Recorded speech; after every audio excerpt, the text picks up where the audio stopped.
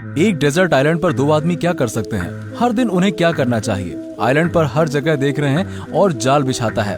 हर रोज जब रात होती है दोनों लोग घबराए और चिंतित रहते हैं, क्योंकि इस आइलैंड पर उनके सिवाय दिन रात सिर्फ मॉन्स्टर्स छिपे रहते हैं।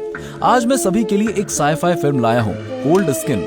ये कहानी 1914 की लड़ाई से एक रात पहले की है। मेन लीड मौसम विज्ञानी का फ्रेंड है। अराजकता से बचने के लिए, शांति का पीछा करने के लिए उन्होंने पिछले कैप्टन को बदलने के लिए स्वीकार कर लिया है। मौसम संबंधी अवलोकन का काम करने के लिए फ्रेंड समुद्र को पार करके आइलैंड पर आवश्यक चीजें लाता है। ये दुनिया से अलग एक डेजर्ट आइलैंड है। बस इसे देखने से एक डरावना एहसास होता है। जाहिर है इस आइलैंड पर वो अकेले नहीं है। आइलैंड पर एक लाइट टावर गार्ड भी है। वो 2 कमरे जिसमें वो रहते हैं। आइलैंड पर केवल 2 आर्किटेक्चरल घर बने हुए हैं। कैप्टन उसे उस छोटे से बंगले में ले आया जिसमें मौसम विज्ञानी रहता था काम पाने के लिए, लेकिन कमरे में पहले से मौसम विज्ञानी का कोई निशान नहीं था। ऐसा लग रहा था कि वो यहाँ बहुत टाइम से नहीं रह रहा। उन्हें सिर्फ लाइट टावर रखने के लिए किसी को ढूंढना होगा। वो लाइट टावर पर जाने लगे। उन्होंने देखा कि ये लाइट टावर बिल्कुल अलग है। इसके आसपास शार्प ऑब्जेक्ट्स को अरेंज किया हुआ है, एक डिफेंस टावर की तरह। टावर पर चढ़ा हुआ व्यक्ति एक पागल आदमी है। दाढ़ी वाले आदमी ने उन्हें बताया पूर्व मौसम विज्ञानी की जल्दी में ही टाइफाइड से डेथ हो गई। शरीर महान समुद्र द्वारा निगल लिया गया है, लेकिन चीजें नॉर्मल नहीं है। इसका मतलब है कि आइलैंड सेफ नहीं है। लेकिन क्या फ्रेंड हमेशा के लिए पीछा करता है? वार बपतिस्मा छोड़ रहा है, एक शांत जीवन जी रहा है। उन्होंने उसे वापस लाने के लिए कैप्टन की इच्छा शक्ति से इनकार कर दिया। आइलैंड पर ही रहने का फैसला किया, लेकिन अब से उसे बुरे सपने दिखने लगे। सामान और चीजों की सिंपल हैंडलिंग। उस दिन वो ऑब्जर्वर के छोटे लॉग हाउस में गया। फ्रेंड को चिमनी के सामने एक पहले वाले ऑब्जर्वर की नोटबुक मिली।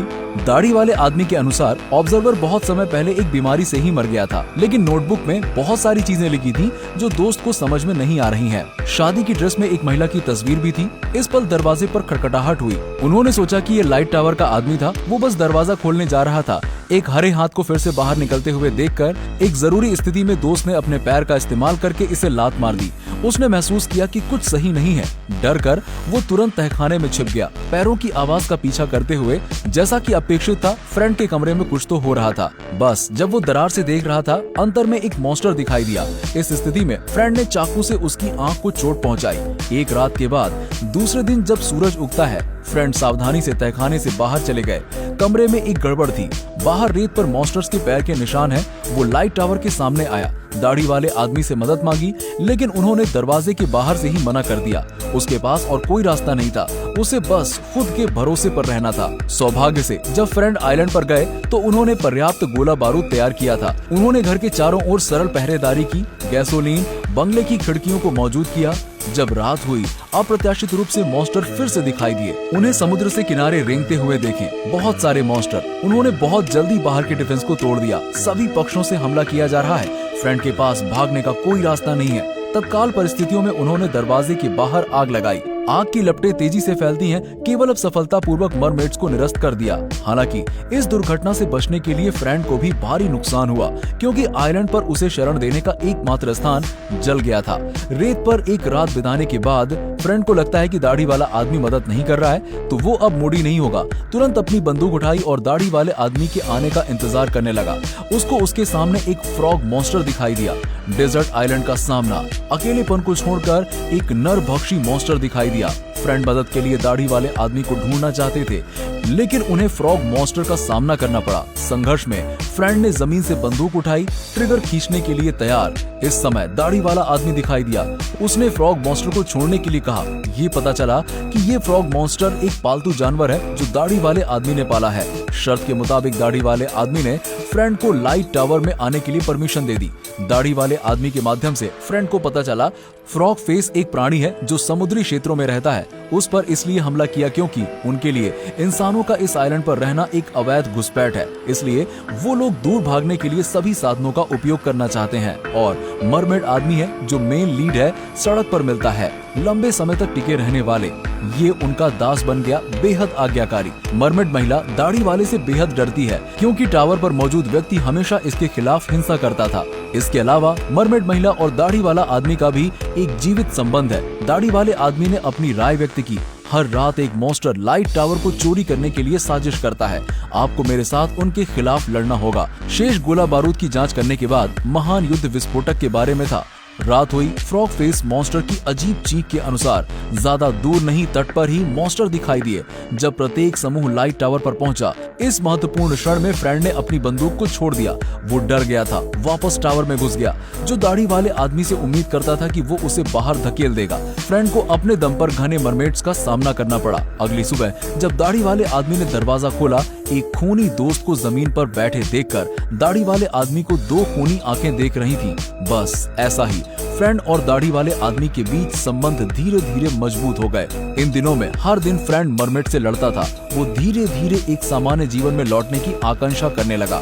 फ्रेंड सामान्य रूप से अक्सर उपयोगी वस्तुओं के लिए बाहर दिखता है और मरमेड हमेशा उसके पीछे है। सबसे पहले उन्होंने इस मरमेड के साथ सहानुभूति व्यक्त की, लेकिन धीरे धीरे फ्रेंड उनके लिए कुछ फील करने लगा। मरमेड वीमेन हर दिन अनगिनत दौड़ को मरते देखती है। दिल से खुश होती थी, लेकिन विरोध करने की हिम्मत नहीं हुई।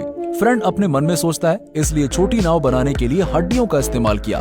मरमेड वीमेन छोटी नाव को देखने के बाद वो उसे आइलैंड पर कहीं ले जाती है।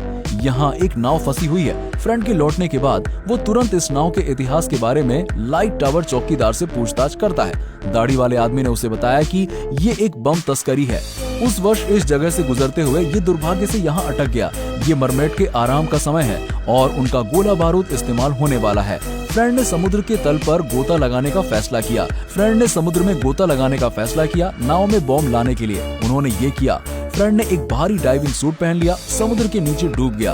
हुक के साथ उसे ध्यान से बम को नाव से बाहर निकालना। जब उसने शीर्ष पर बमों का एक बैरल रखा, फ्रेंड भारी डाइविंग सूट पहने गिर गया, लेकिन समुद्र के तल पर वो खड़ा नहीं हो सकता। उन्होंने रस्सी खींचने की कोशिश की, दाढ़ी वाले आदमी के लिए प्रार्थना की, लेकिन दाढ़ी वाले आदमी ने बम और गोलियों से भरी नाव को देखकर खुद ब खुद इंटरेस्ट दिखाया। उन्होंने परवाह नहीं की अगर फ्रेंड खतरे में है। ये वो क्षण था जब उनका जीवन धीरे धीरे समाप्त हो गया। मॉन्स्टर ने उसे फिर से बचाया। इस बार उन्होंने एक नया जीवन चुना। दोनों लाइट टावर पर लौट गए और बॉम्ब्स की स्थिति की जांच करने लगे। सौभाग्य से एक बम बैरल है जिसे पानी में भिगोया नहीं गया। वो तुरंत लाइट टावर के पास बमों के लिए खुदाई करने लगे। कनेक्शन पूरा हो गया। मरमेड के आने की प्रतीक्षा कर रहा है, लेकिन कुछ दिनों के इंतजार के बाद भी मरमेड दिखाई नहीं दिया।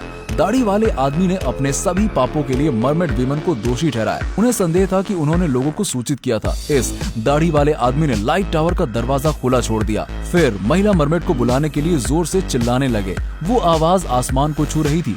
बहुत जल्दी अनगिनत मरमेड लाइट टावर के पास आ गए। फिर से उन्होंने हमला शुरू किया। इस बार बम पहले से ही वायर्ड हो चुके थे। ऑपरेटर की शुरुआत के तहत वो विस्फोट हुए। अनगिनत मरमेड्स निकायों के पहाड़ों में बदल गए। सुबह के बाद फ्रेंड और दाढ़ी वाले आदमी अब उन मॉन्स्टर से निपटने के लिए सोच रहे थे जो अभी मरे नहीं हैं। जीवन को अभी भी टिमटिमाता हुआ देखकर स्वाभाविक रूप से फ्रेंड उसे छोड़ना चाहते थे, लेकिन ये दाढ़ी वाले आदमी द्वारा मारा गया था। कल रात महान युद्ध का अनुभव करने के बाद वो अब फ्रॉग फेस मॉन्स्टर को नहीं देख सकते हैं। शाम तक मॉन्स्टर्स ने हमला जारी नहीं रखा, लेकिन जोर से चीखते हुए ये पूरी आवाज आइलैंड पर गूंज रही थी। सुबह सुबह फ्रेंड को एक सरप्राइज मिला। ये मरमेड समुद्र पर ग्लाइडिंग कर रहे हैं। इस बार उन्होंने कोई हमला नहीं किया। ये पता चला कि वो मृतक कुलों के लिए प्रसाद बना रहे थे। फ्रेंड अपने दिल में गिल्टी फील कर रहे थे। उन्होंने समुद्र तट पर एक बली कब्र की स्थापना की।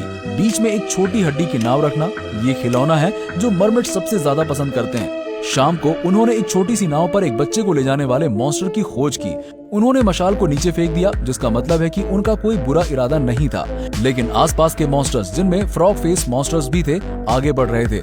ये पता चला कि फ्रॉग फेस मॉन्स्टर्स इन मरमेड्स का नेता था। कोई आश्चर्य की बात नहीं है कि हर बार महिला मरमेड्स का उपयोग करें। उन मरमेड्स ने बिल्कुल परवाह नहीं की, लेकिन अब इन मरमेड्स का फ्रेंड पर हमला करने का इरादा नहीं है, क्योंकि वो फ्रेंड की सद्भावना महसूस करते हैं। लेकिन इस समय लाइट टावर पर व्यक्ति अचानक दिखाई दिया। वो फ्रॉग फेस को छोड़ना स्वीकार नहीं कर पा रहा था। तुरंत लाइट टावर पर चढ़ गया। मॉन्स्टर पर हमला करने के लिए शेष बम का उपयोग करें। जैसे ही फ्रेंड ने देखा, तुरंत रोकने के लिए दौड़ा। ग्रेडिंग की प्रक्रिया में फ्रेंड ने दाढ़ी वाले आदमी का असली नाम चिल्लाया। उनका अनुमान गलत नहीं है। पिछले ऑब्जर्वर की मृत्यु नहीं हुई, वो दाढ़ी वाला व्यक्ति था। ये पता चला कि दाढ़ी वाले आदमी की पत्नी ने उसे धोखा दिया था। उन्होंने दिल से एक डिजर्टेड आइलैंड पर खो जाना चुना। वो भी नाराज होने लगे। वो उसे छोड़कर फ्रॉग फेस को स्वीकार नहीं कर सका। इस समय नाराज मरमेड्स आगे बढ़े। बहुत जल्दी उनके शरीर को निगल लिया।